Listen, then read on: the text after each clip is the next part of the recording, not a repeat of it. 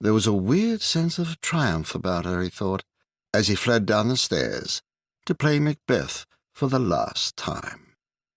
The cold punched his face as he skidded towards the theatre. Members of the audience were already arriving. It was so beautiful, he thought, the snow, the steam from their breath. He nodded to actors backstage, but didn't speak, looked in the dressing-room mirror and repowdered his face. Melissa arrived with the promised coffee and cheese sandwich. There were no donuts. He merely nodded. She was already in costume. How strange, he thought. What efficiency. Ambrose strapped on his armour and sheathed his fake sword, bit into the disgusting sandwich, then threw it onto jars of makeup. Felix popped his head in. "You look terrible," he smirked.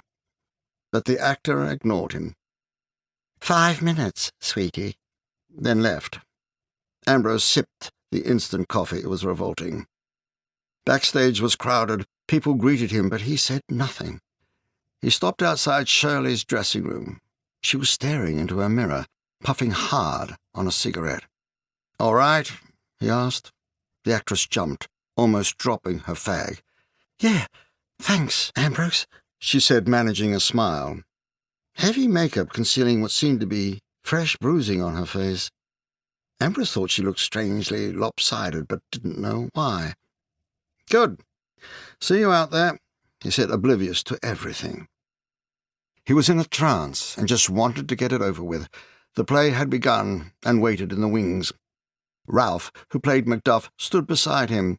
It seemed ironic that his best friend would behead him in a couple of hours.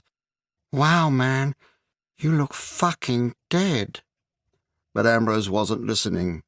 He stared ahead towards the stage to its inviting void. Then, as if mysteriously summoned, he entered its white oblivion. It was like a wonderful dream, he thought, as he heard himself say, "So foul and fair a day I have not seen." That night, Ambrose was better than ever. Better than the previous night, better than he could have hoped for. His performance flowed. He didn't fight the play. He melted into it, bringing the experience into him, then throwing it out over the audience like a net. He didn't care if he was liked, didn't care if the audience were restless, bored, or angry at his presumption, for it no longer mattered.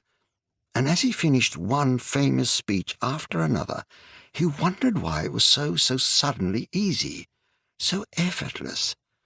For the first time in his life, he watched himself be wonderful, watched the fights, the words, the battles unfold beneath him, and thought, this shouldn't be so simple. But it was.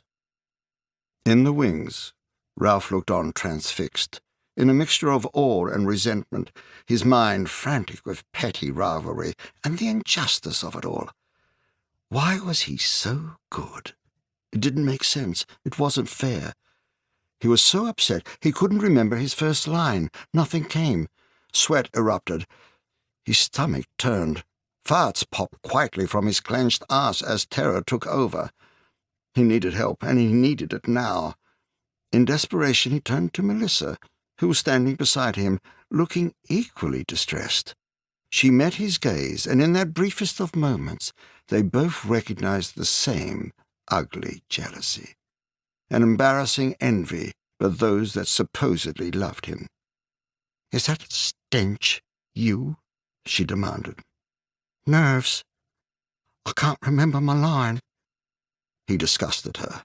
His shaking, his smell of rotting vegetables, his cowardice. She couldn't bear to look at him. Ralph waited. Of course she knew his line. She knew everyone's lines. She knew the entire fucking play. If not gifted, she was at least thorough. "Was it so late, friend, you went to bed?" came emotionless from her lips. "Yeah, of course. Thanks, mate," he grovelled, repeating the words. She didn't respond, only watched her warrior king. How could it be, she kept asking herself, with no sleep and all that sex, how could he still be so good?